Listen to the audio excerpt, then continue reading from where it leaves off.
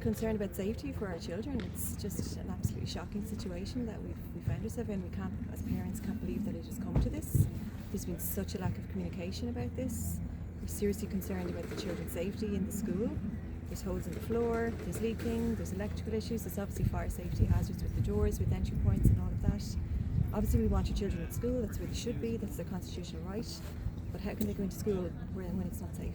He told me one day, he's in a boy in third class, he said to me, Mum, there's a hole on the floor.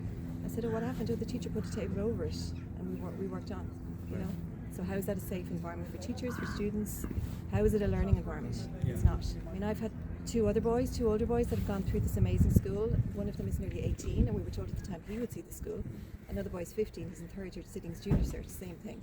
And now we're here with our youngest boy and there's been no change. There's an open board meeting tonight in the GA club. We're expecting clarity, we're expecting actions, solutions, real solutions, not plastering over what's going on here. We need modular units put in, replacing the structures that are here. They need to be safe. We've been told before, it's as I said, my eldest son was told he'd see it. He didn't, you know. So what plans did they do in place in the interim?